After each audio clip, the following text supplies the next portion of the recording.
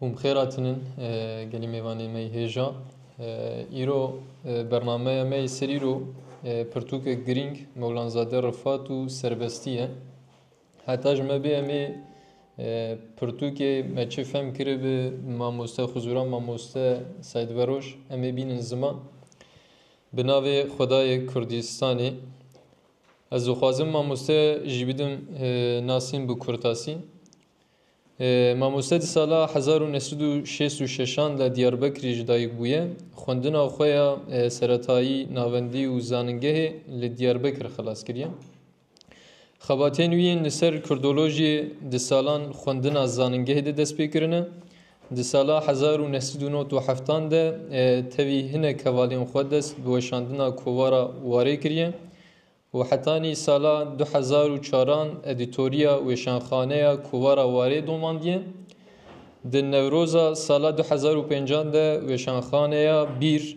سرنویسکار و ادیتوریا و مال پریبون د سالا 2011 ده لزاننگاه مردین ارتوغلی دست بخوندنا ماستری کریه و دو دسپیکا سالا 2014 ده به پیشگیرنا تزا خویا د ناوی وراج کردنا گرامر زازاکی و کرمانجی وراج کردنا خبر کردنا بله دیالکت الفابه و فنوتیک و مورفولوژی خواندنا ماستر خو خلاص کردیم برهمین وی چاپکری از خوازم هم به کرتاسی بینم زمان رز به پرتوکن زاروکان فرهنگ کرمانجی دمری ترکی دمری کرمانجی دی دیروکام نزیک بویره کی گرین کشتنا سایدلچی و دکتر شوان عبدالرحمن نجیم ادیب شاعر و پروردگار حقوق ناس مولانزاده رفات و روزنامه سربستی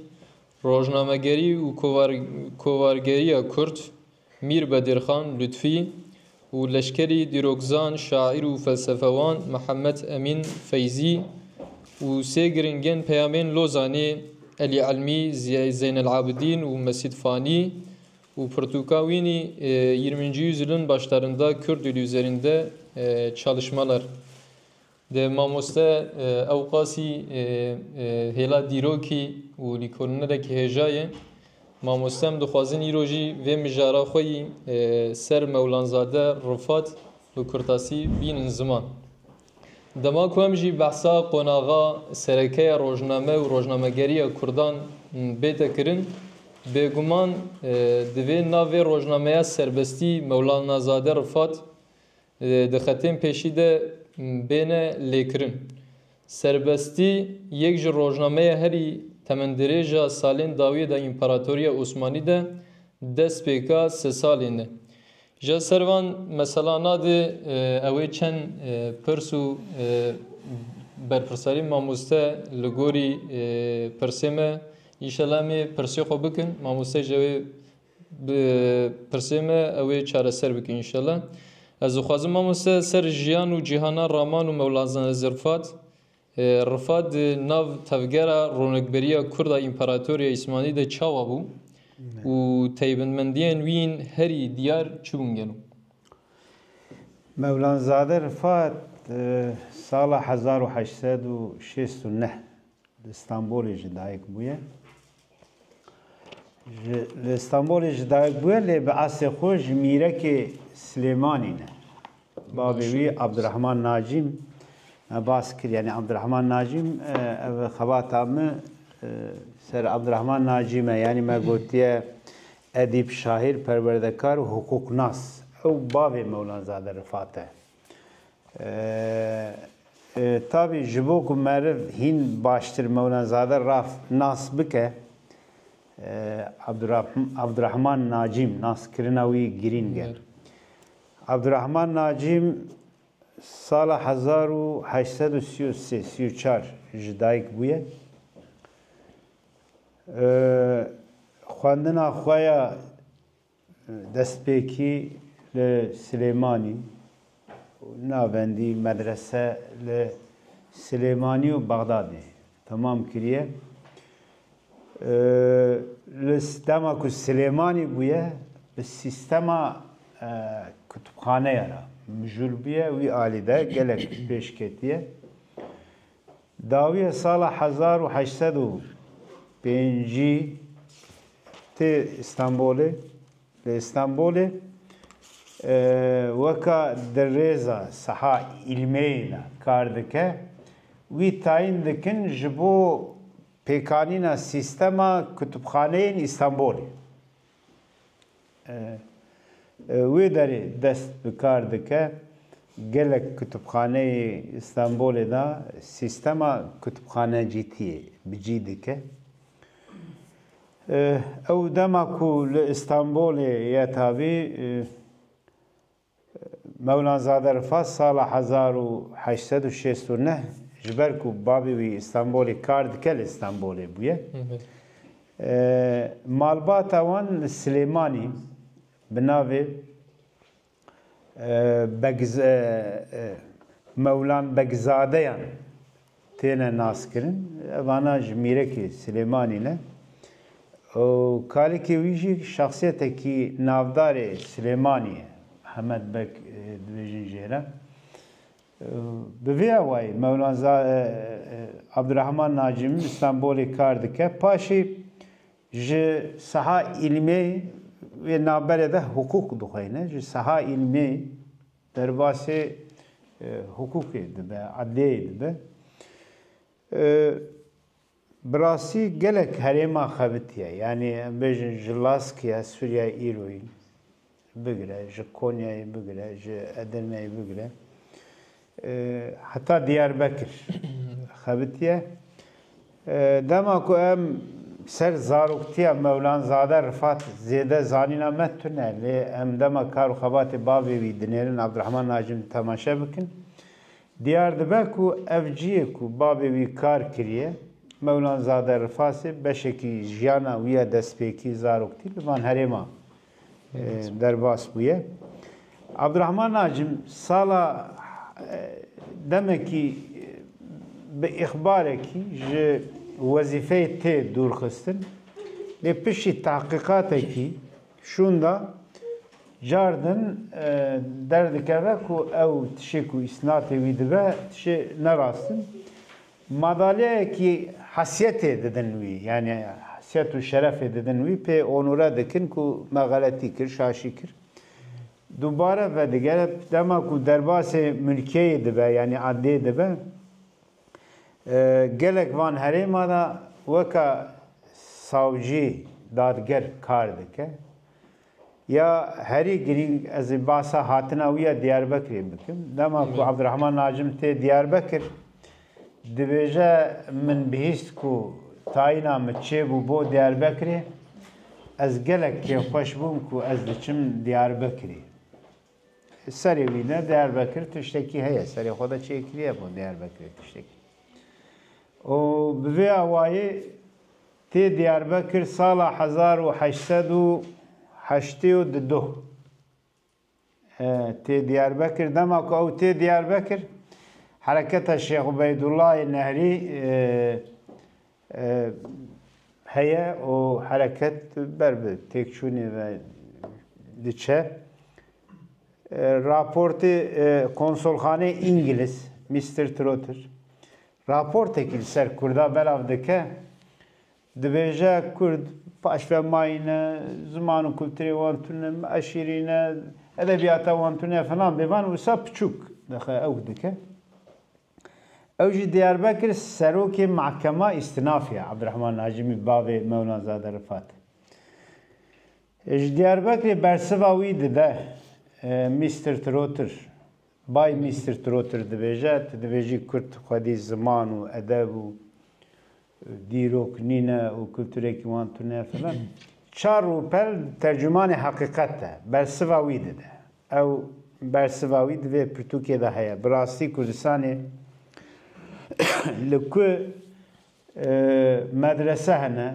divan medresa da ji kîja welata xwendevan tê dixwînin qas nivîskar û namdarê Kurda heye basa geleka dike Bay Trotter dibêje haya te ji vana heye ku tu dibêjî edeba Kurda tune zimanê wan tune kultura wan tune bi vê awayê bersivekî têr û tije dide wî dibêje eciz nebe ji van tişta ama تخمین دکم هایا تتونه باسمان تشادکی مولان زاده رفات جوی منبایتی او ام بیجن زانینا بابی وی کلتورا برفریا بابی وی بگومان ناب مالینا مولان زاده جی وکا بابی خو حقوق دخوینه لإستانبولي بشتي كو حقوق دخينا دمكي حقوق خلاص دكا دمكي د دايره ورگراندن ورگرا ترجمه زمان و ماتریال بیانی اجنبی و دم دایره هبو دایره ورگری بو لوی داری کار دکه لورا به فرانسیزی باشتانه مولانا زاده رفات demek ki şunda dibinin yeki cihati jire ve tayin dikin bu kalama tahrirata mutasarrifiye beyoğlu. Demek ki ve derece kar dike ve tayin dikin bu hapishane Sinop'i vaka müdürü hapishane Sinop'i. Demek ki Sinop'e şikayet edip ve diğer acı emin bas bakın şahsiyete ki ام بیشن نه کسی که سری خوب بتوینه حق پرسته و حقوق خواندیه عدالت دخوازه آزادی دخوازه لسینو به اگر اکو تکیلی اوی به محمد رشاد برای سلطان عبدالحمید را هیا او دناف هودانه کی دانه قاشو دوی اگری تیگرتن سینو و demek ki Sinop'e girdi demine ويريدكن قيصري قيصري حتى سال 1895 تيجرتن لسينوبي قيصري حتى سال 1905 لقيصري حبسخانه دمينه پشتی وی جزاوی دیار دبد 12 سال جزا دادنی.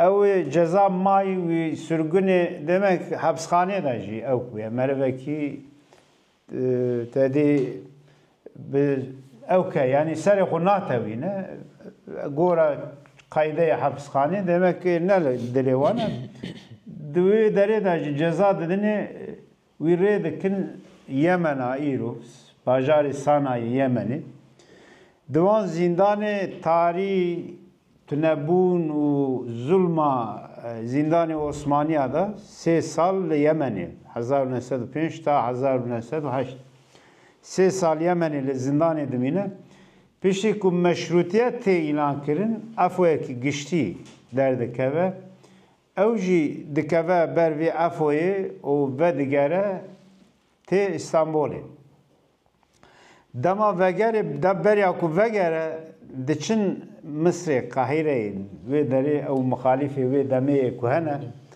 dibece kam bina İstanbul'e bizanın kabina roşa siyasi İstanbul'e çiyem vegerin ve ne gelin yani ve deri ji Bedirxaniya o gelek sürgünü ve deme Kurde kuhana بوانا جهاف دیتن دکنو به هفرا و دیگرن تن امزانن و دمی عبدالرزاق بدرخان جی گرتیه جوانا یکه وی برنادن پاشه به مداخله و هودان تایبت وی جی برددن تی İstanbul دبیجه اوانا بری تکلیا وان به اتحاد و ترکی را هبو اندام اتحاد ترکی بون دیجی استبداد عبدالحمید لید بیشتر امهاتن استانبول ما تماشا کرد که استانبول دا اتحادچی کتنا هوای کی دن یعنی کتنا بربای دستخستنا دستلاتداری دبیجه ام چون ناوند آوان ام رونشتن مگو کام بپیون چه دبه و چه ببه ام کارمن چه بکن یعنی دبیجم چون بی تاچار ام رونشتن چند جار ام چوناتن مدید کو ام جیه کی دنن اول جیه کی دن بی اتحادچیارا خبات نابه دبیجم ما اتحادچی بردان پشتی کو اتحادچیا دور دکه و برده بناوی جمعیت فداکاران ملت جمعیت کی هاتیه آوا کرن دناوی جمعیت دا جی دگره ای مخالف اتحاد ترقی پیکانینه جمعیت فداکاران ملت بناوی حقوق عمومیه یعنی حقوقا گشتی کوواره کی در دخینن دوی کوواره ده دبه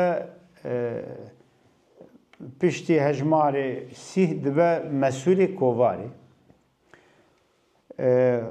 پشتی دمه کی دبیجه مدید که دناو جمعیت حقوق فداکاران ملت کسی غریب بیانی خویاده که قصداوی یعنی سیخور رژیم عبدالحمید ام بیجن خافیه یوی دمه ناف جمعیت دا اکدوه دبیجه ما گو براجی نامشه دبیجه جمعیت وقت یعنی حتی هجمار شست او مسئول مدوری هجمار سی شونده حتی هجمار شست مسئول مدوری حقوق yani kovara hukuk umumiye pişti ku ji kovari o embejin cemiyeti vedikate ev hevale xud dibêjin lazim e em weşana xwe derxînin dest bi weşandina kovara serbestî dikin ka heta vira werim eger piştî vana serbestî yekemîn hejmara wî Hazaru yani em karın wî bêjin Yusuf baş kir 16 meha sermawes yani 16 meha Kasım 1908 tê derxistin piştî rojnama Kurdistanê yekemîn rojnameya ku ji alî Kurdekî derdikeve yani rojnameya duyemîna ku ji alî Kurdekî derdikeve xusûsiyetekî wî din jî serbestî rojnama rojane ye bi serpereştî û xwedî îmtiyazê wî Mewlanzade Rifat e me bas kir Kurd e û bi vê awayî dest bi jiyana weşangerî dike û serbestiyê wê derê mamoste Kurd tije bi jiyan û di vê warê dîrokî de bi kurtasî me re top kir Ez dixwazim ser vê bersiva mamoste dayî rojnameya serbestî û pêşengiya Mewlanzade di warê dîroka çapemeniya Osmanî de jî em bêjin çi girîngiya wê heye mamoste? Serbestî dema ku derdixînin tabi Mewlanzade Rifat xwedî polîtikayekî weşana serbestî heye Mewlanzade Rifasê merivekî hukuk zane Osmaniye başnas dike yani devleta Osmanî başnas dike xwedî qalemekî reqe yani tun em bêjin tûje o serbestî armanca wî ew e ku dibêje nav sînorê İmparatoriya Osmanî da bi şertê ku em İttihadê Osmanî biparêzin azadî û serbestiyeta unsurê nav Osmanî yani ademî merkezî sistemekî ademî merkezî diparêzin tabi dema ku ademî merkezî bê gotin pêşî Prens Sabahattin û partiya wî Ahrar tê bîra meriv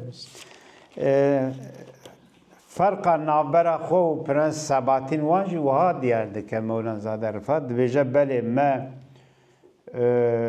ademî merkezî yani la merkezî yani sistemekî ne merkezî me diparast farqa me ji Ahrarê ji Sabahattin Prens wan dibêje me vê pêşkêş dikir me digot lazim e divê sistema la merkezî de ne merkezî de her milletekî gora nüfusa xwe di rêveberiya herêma xwe de temsîl bibe em bêjin Diyarbekir em mîsal bidin sedî heştê eger Diyarbekir ji Kurda pêk hatiye rêveberiya Diyarbekir kadroyê rêveberî sedî heştî Kurd bin em bêjin sedî pênc cihû heye bila sedî pênc cihû bin sedî deh bila Ermen heye bila sedî deh Ermen bin pênc Türk heye bila pênc Türk yani لگور نفوسا عنصر ناوا عثمانی yani kavm و millet nava Osmani modeleki revebrini peşkeştike serbestliği divi çerçeveye da dibêje bêku em ferqa cinsî û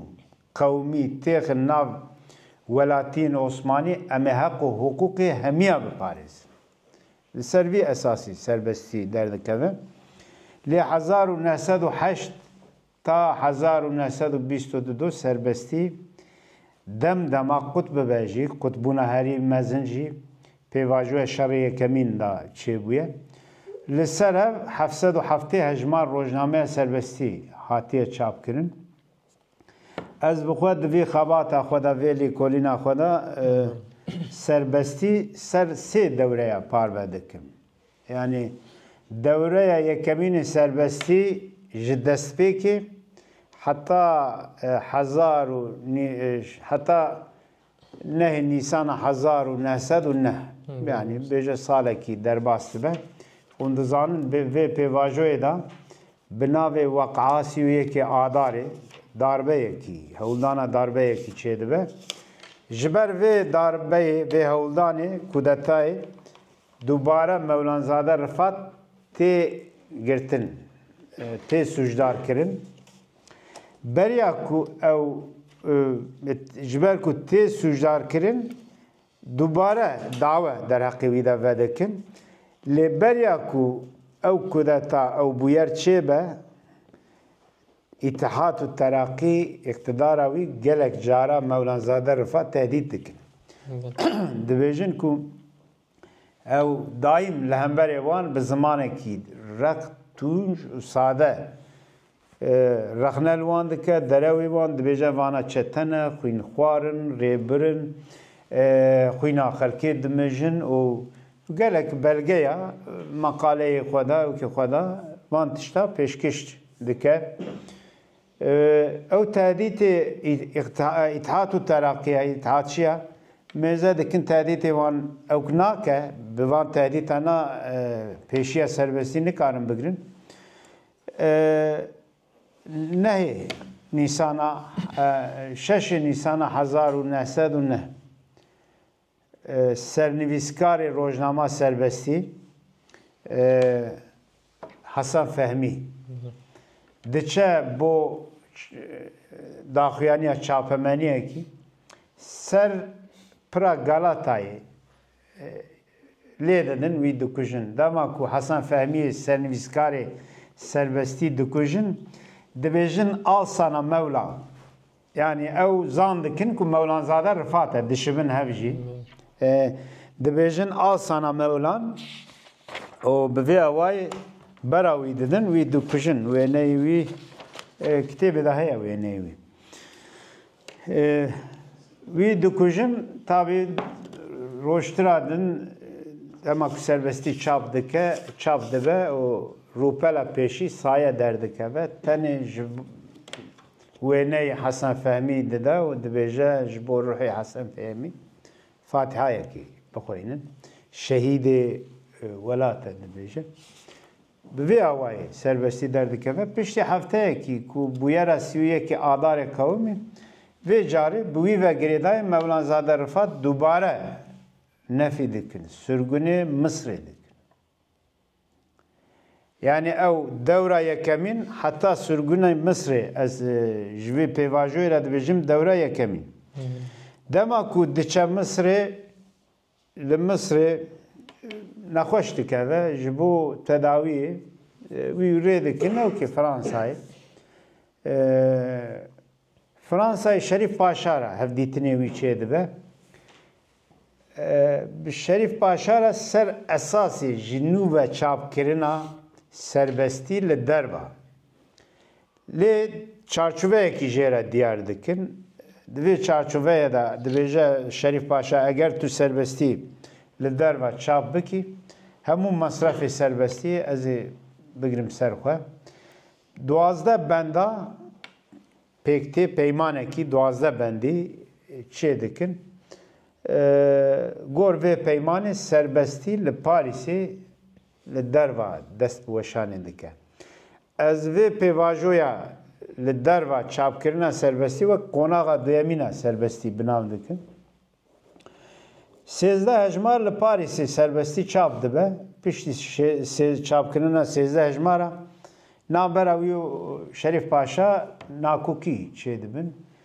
Ji ber van nakokiya Şerîf Paşa alîkariya xwe qut dike. Tabii ev kitêba mücadele yolunda hatıralarım divir da Bîranînê Mewlanzade Rifat hene.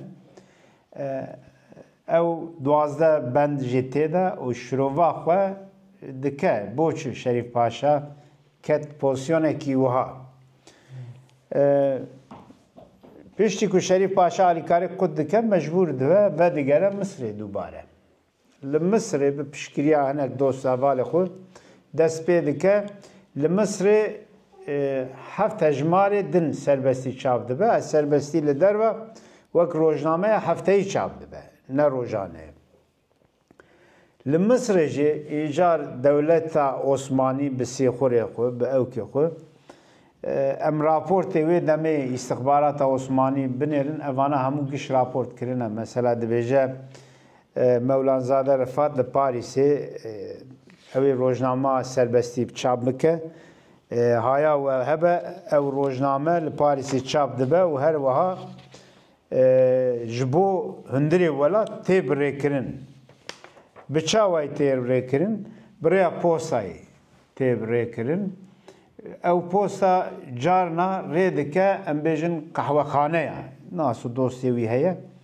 Ji bo ku balê nekşîne. Rê dike ciyê em bêjin ewk. Ciyê ku bala dewletê nekşîne. Rê dike van dera. Lêr serbestî ji wir belav dibe. Millet dixweyne.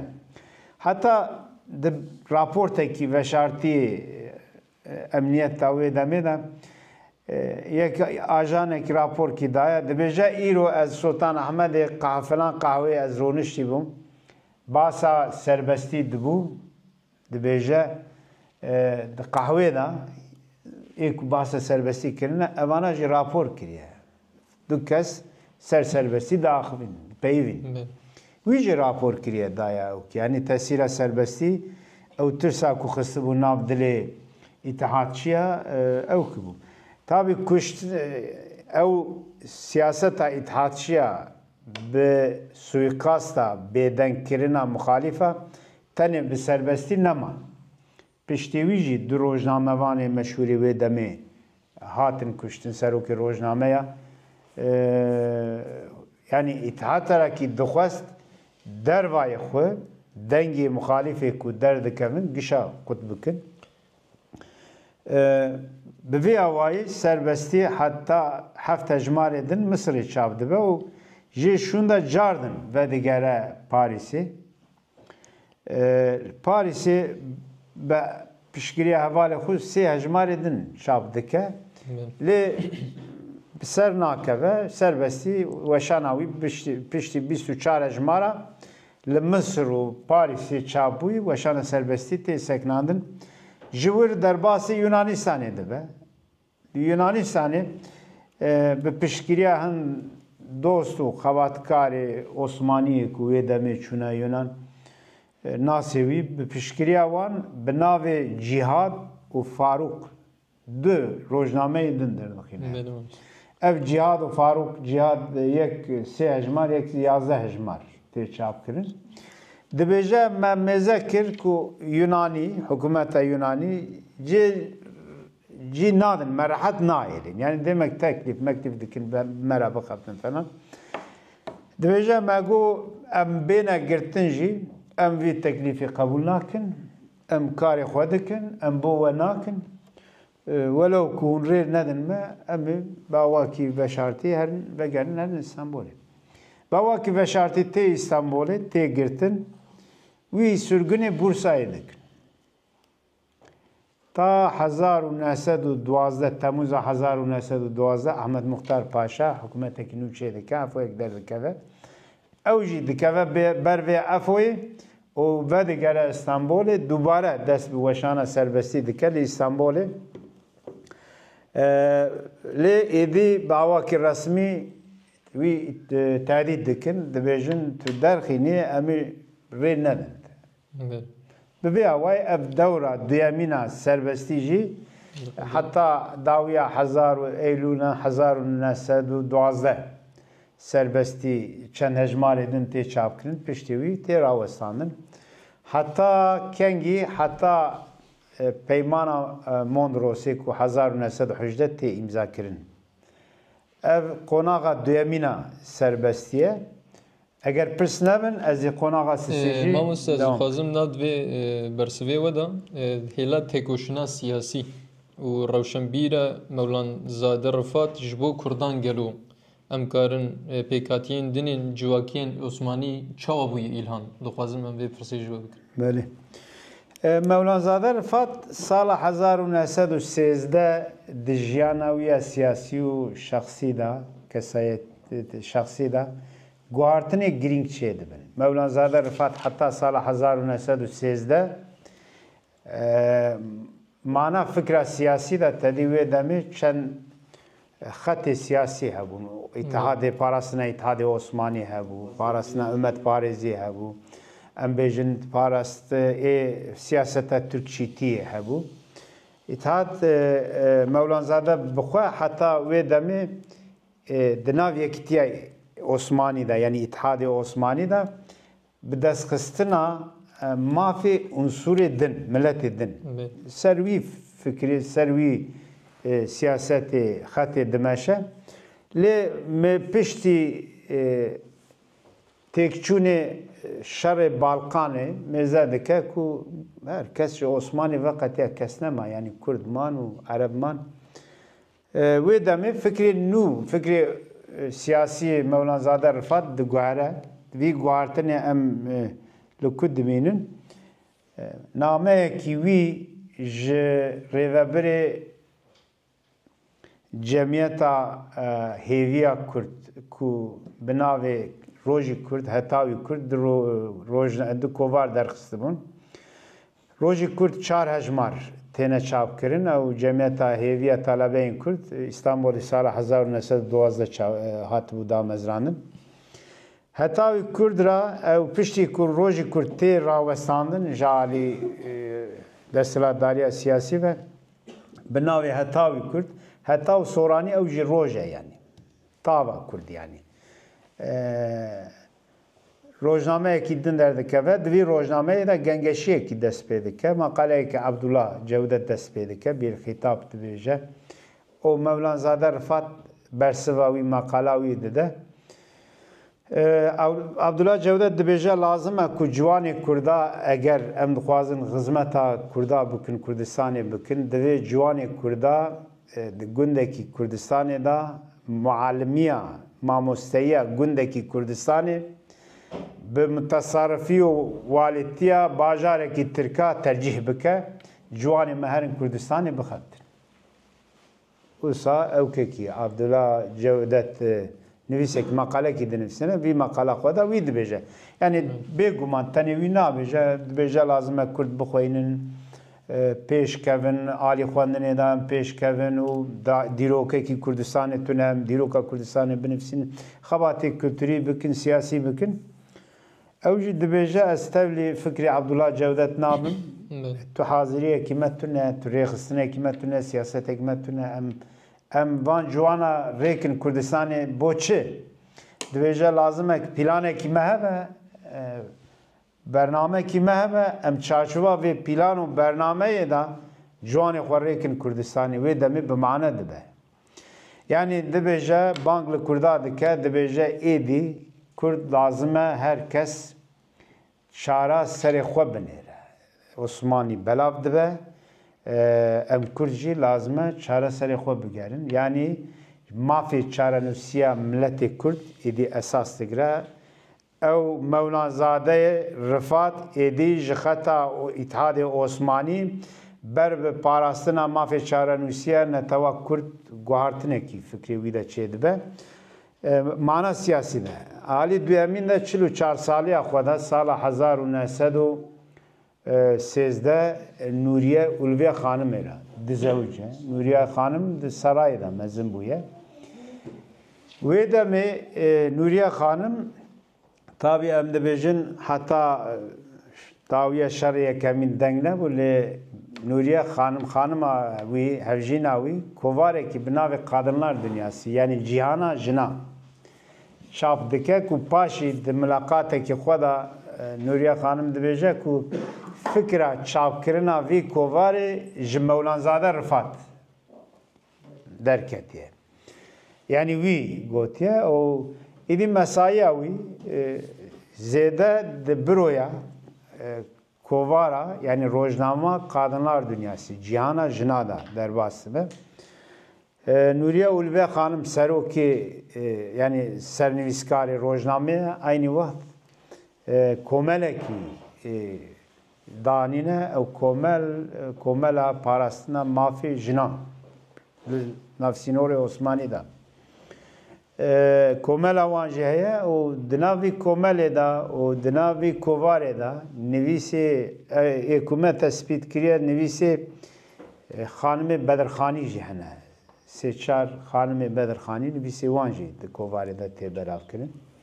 Têkiliyê Mewlanzade Rifat bi Emîn Alî Bedirxan re gelek baş bû. Dostaniyekî wanê nêzik hebû. Bi vê awayê ew jî ji bo ku bibe nazîre li hemberê Kadınlar Dünyasıya Nuriye Ulve Xanım hejmarekî erkekler dünyası derdixîne. Yani lê bi sernivîsa wî da pêşgotinê da bi ikî söz dibêje du gotin.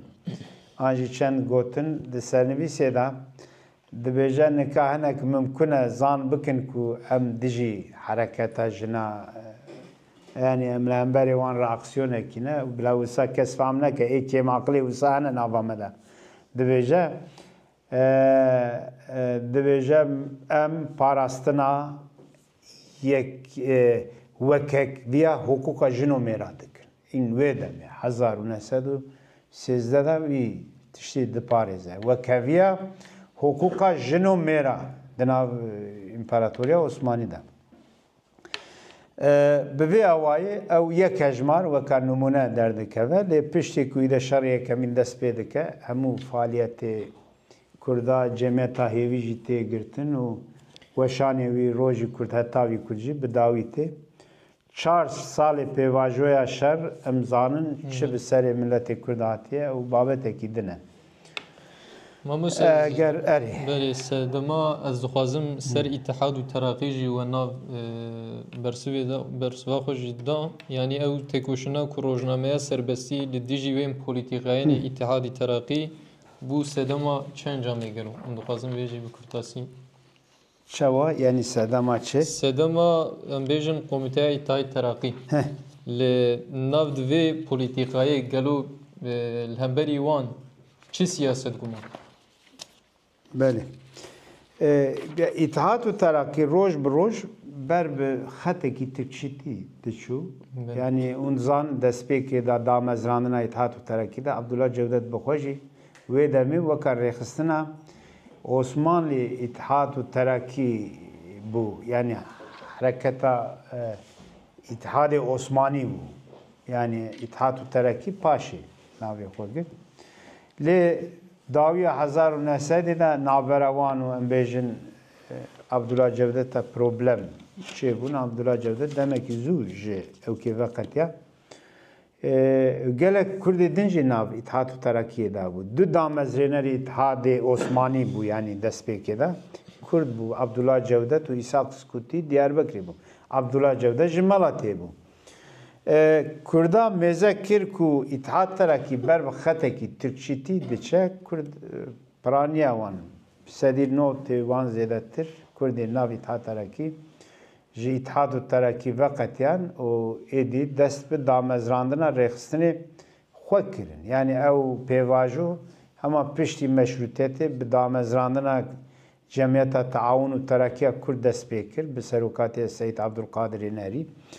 û Cemiyeta Taawun û Terakîya Kurd bi navê Rojnama Taawun û Terakî rojnameyekî derxist ne hejmar çap bûye.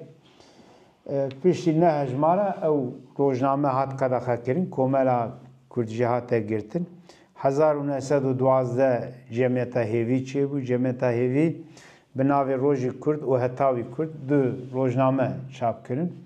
Ev rojname jî hatin girtin ku piştî şer dest pê kir şerê giştiyê dunyayê hemû faaliyet û xebatê Kurda hatin rawestandin.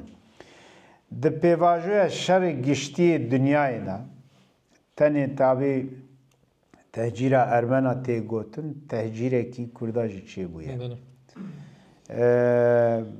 Gelek bêguman Ermen tehcîr bûne, jenosîd, tabihê jenosîdê bûne.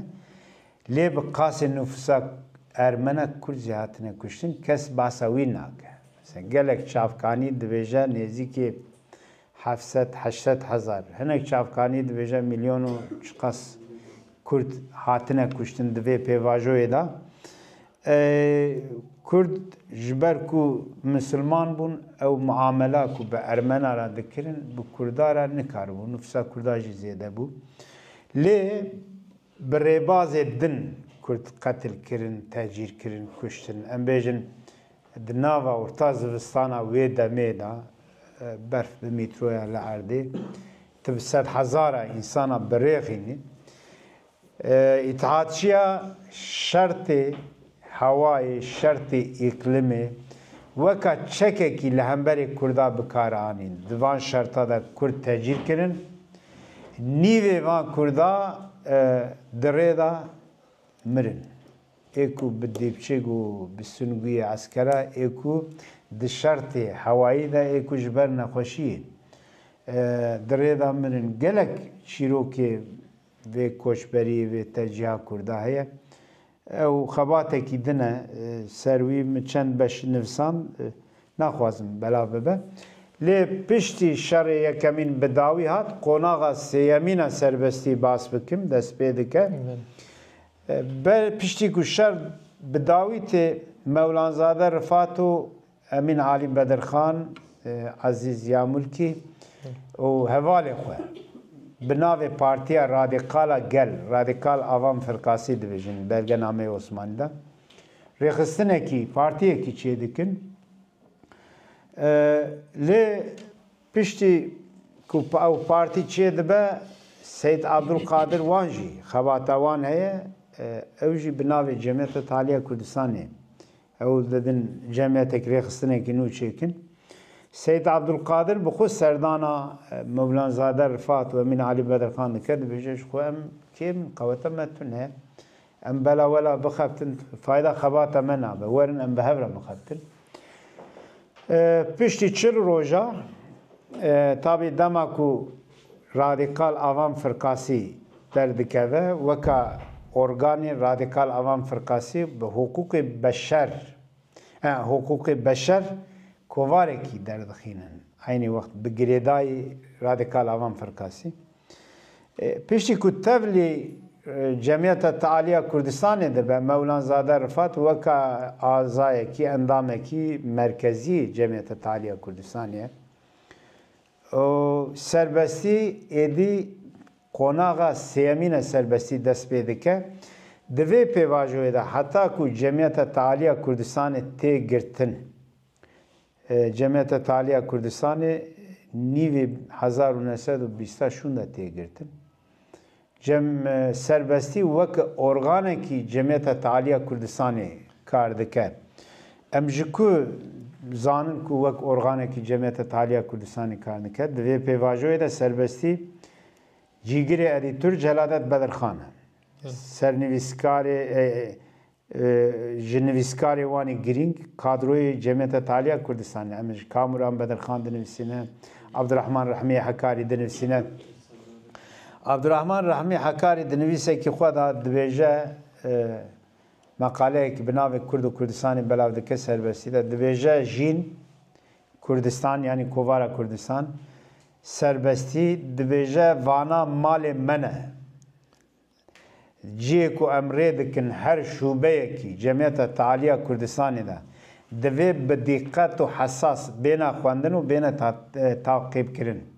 O her wiha heqê abonetiya wan berhev bibe bo merkeza cemiyetê bê rêkirin.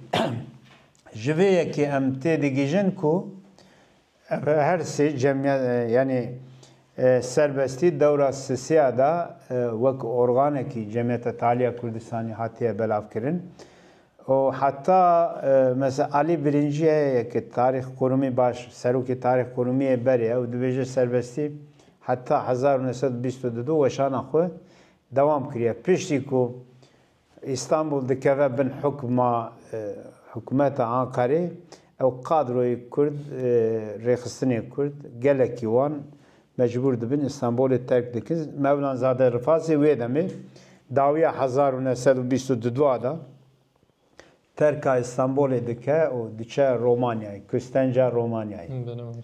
Belê.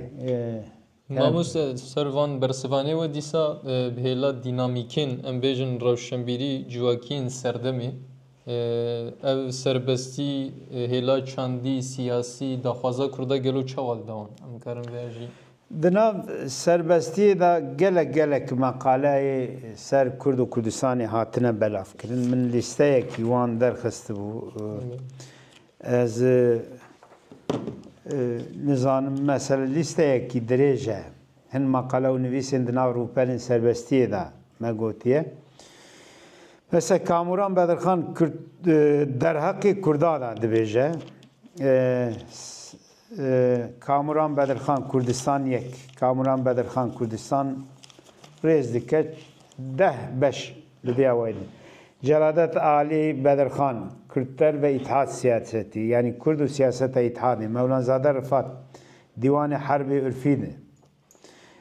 Kamuran Bedirxan werhasil lîsteyekî dirêj e nav kitêbê de ew giş ew meqale hene nav du kitêba da. Yani ew meqaleyê Celadet û Kamuran di kitêba min a bi navê du birayê Bedirxanî Celadet Kamuran Bedirxan da meqaleyê wan nêzîkî 35 meqaleyê wanê ku serbestî da çap bûne li wê derê min cê xebatekî cihê kiribû. Ew li wê derê yani em dema ku bala xwe didin naveroka rojnameyê wê demê dibin sernivîsa yani meqaleyê rojane da ew meqaleyê ku me bas kirine hene nûçeyê dervayê em bêjin Osmanî dervayê Tirkiye wê demê dünyayê nûçeyê ku çêdibin dibin sernivîsa dervayê Sînor ev nûçe têne belavkirin. Nûçeyê di hundirê Osmaniya da pêk tê ew dibin sernivîsekî din de tê belavkirin. Nameyê xwendevana hene ji bo serbestî.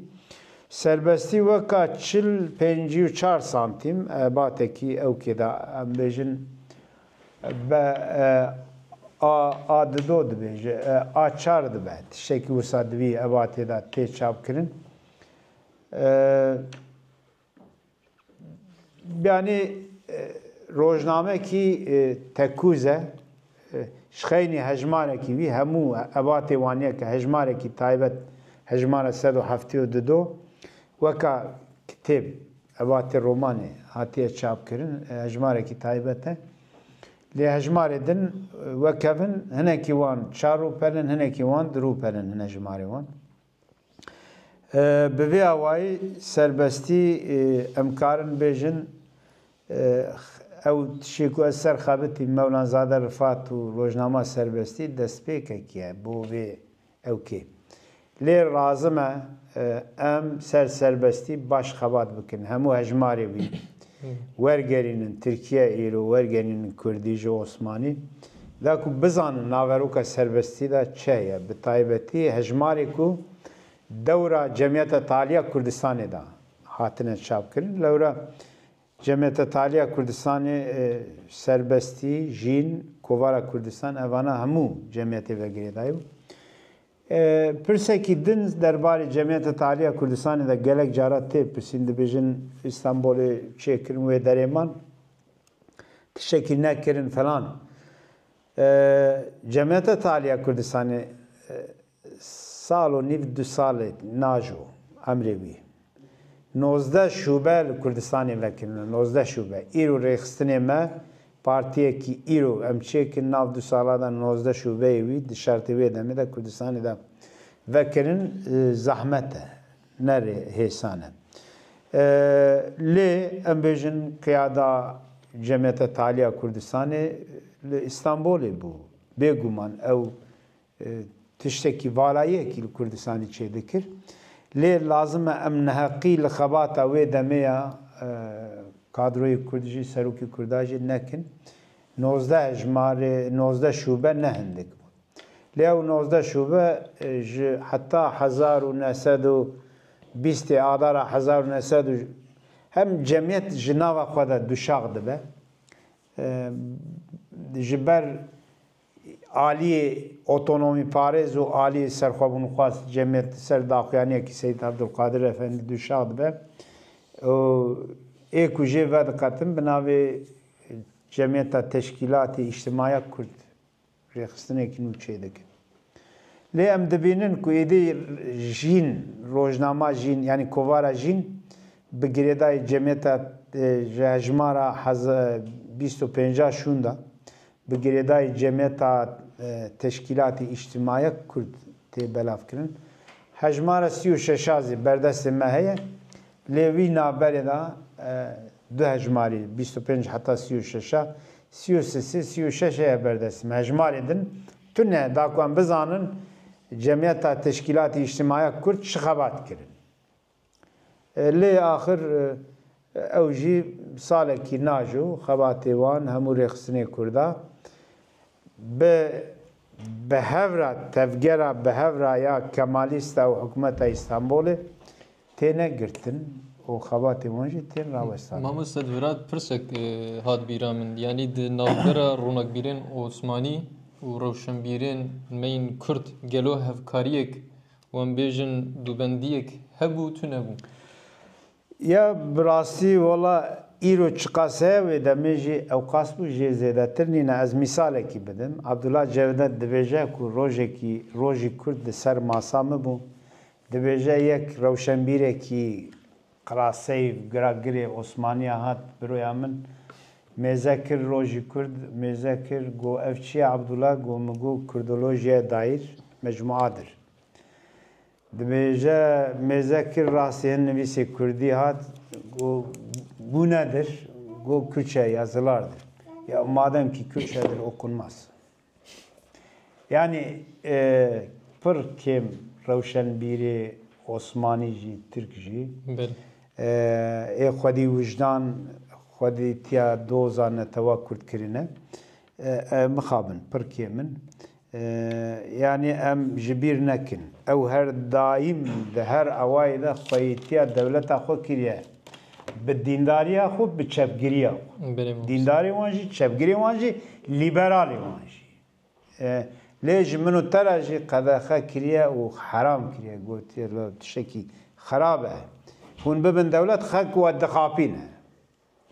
Yani nebin dewlet. Lê dewlet îşê me ye gotiye. û me jî wî dana bawer kirin. Mewlanzade Rifat piştî ku diçe derva ji hedema hereketa 1925 ji Romanyayê diçin Yunanistanê. Ji Yunanistanê bi tevî Çerkez etem tên Beyrûdê ji Beyrûdê diçin Bexdadê. Yani hewl didin bigîjin hereketê. Heta hin şavkanî dibêjin ku Mewlanzade Rifat Çerkez etem û Şeyh Said Efendi Nûnerê wî hevdîtin çêkirine bi hevra. Lê mixabin hereketa 25 zêde dewam nekir. Ew hewlan jî têk çûn.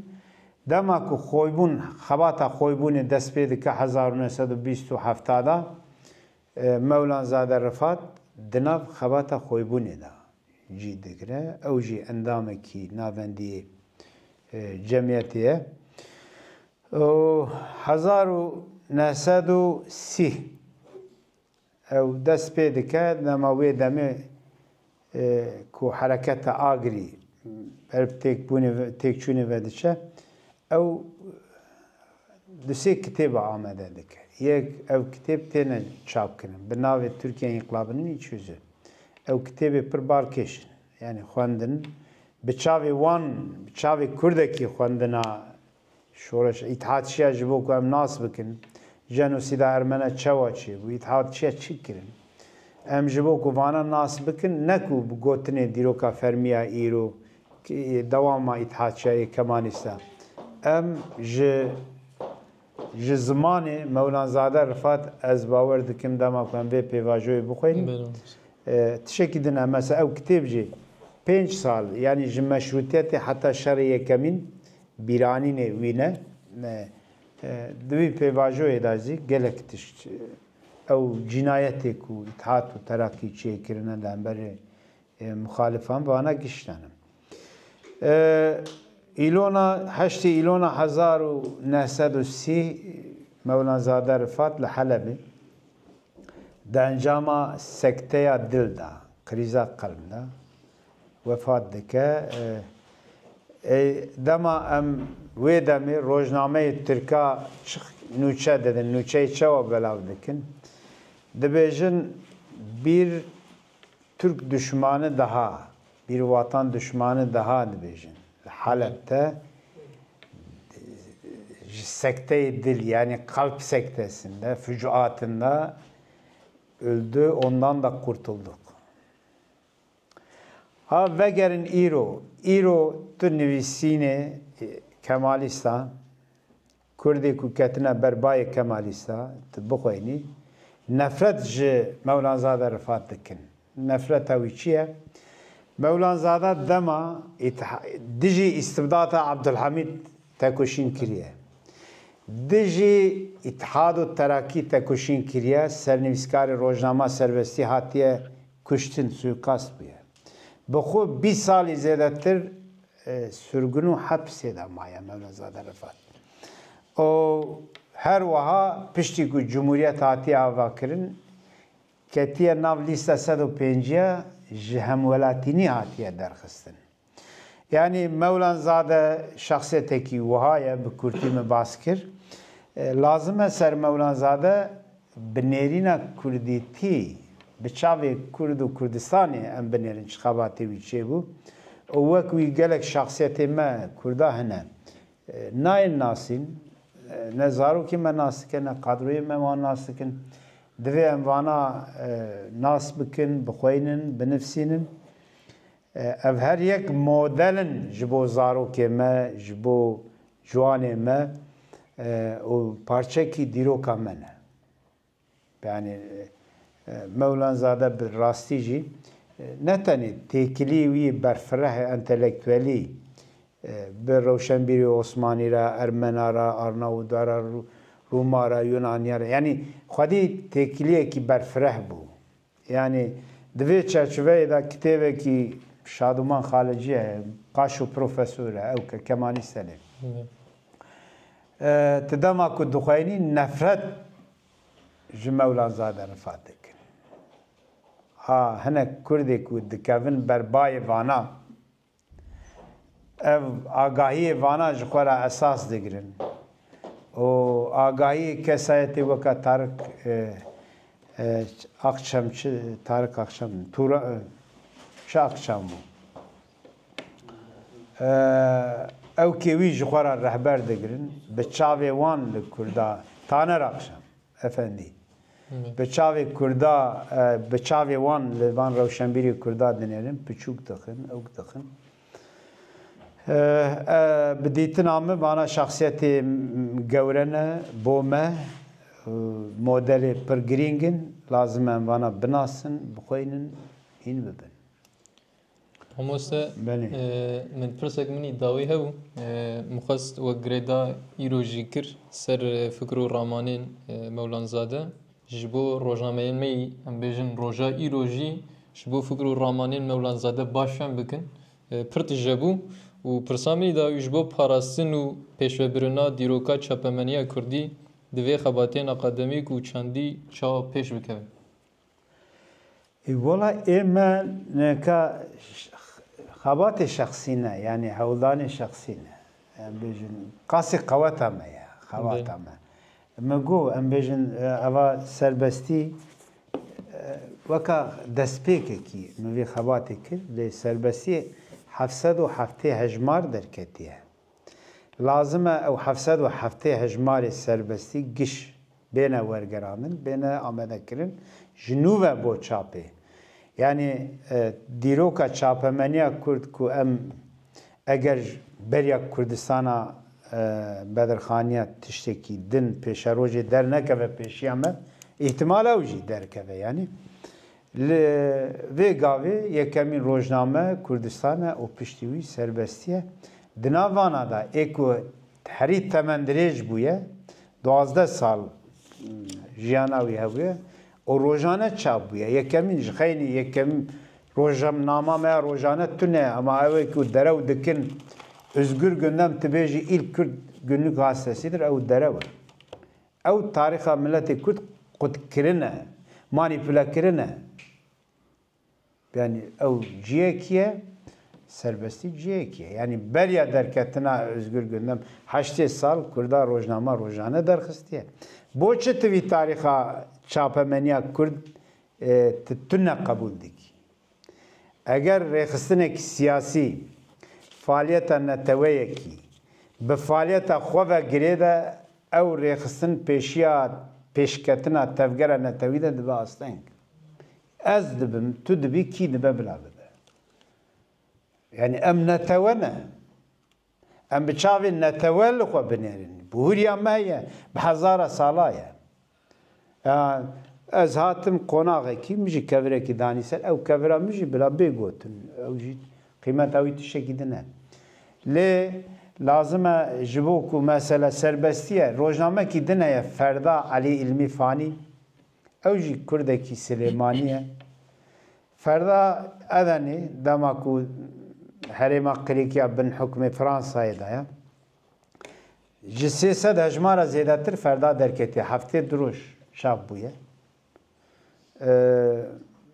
ew jî ez serxebitîm lê 10 hejmarê Ferda berdestê me hebû 300 hejmara zêdetir derketiye 10 hejmare ne bo çi tune arşîvê Tirka nadin me çima çünkü wê derê dibêje Mustafa Kemal û hevalê xwe xwînrêjin rêbirin çetene vana dibêje vana hevkarê bolşewîkan gelek rexne li wan dikin yani ji bo wî Kemalîst naxwazin vana derkevin meydanê baş e wezîfa me çi ye ema giş bi hev re wezîfa me çi ye wezîfa me jî ew tiştê ku dijminê me naxwazin derkeve meydanê em jî ronahî bidin ser wî em dîroka çapemeniya xwe bigerin binivîsînin derxînin meydanê pêşkêşî milleta xwe bikin em ne kêmê Tirkan e em ne kêmê Ereban e em ne kêmê Farisan e yani mana modern de yani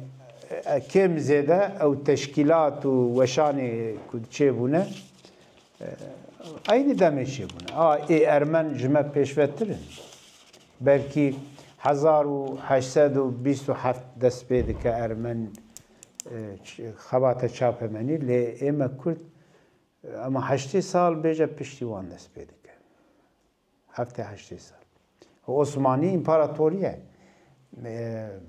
girêdayê wî ew kitê ji xwe çi ne çend rojname ne heta salê dawiya 800 yani ew jî rojnamê fermîyî wîlayetan e ya ê wan xwediyê wan hene ême em bixwedîne ê her yek ji me qeweta me çi qas digîje lazim e em wî qeweta xwe bidin ser wî sehayê ev tiştê tarî maye nayê zanîn em derxînin meydanê pêşkêşî milleta xwe bikin netewê xwe bikin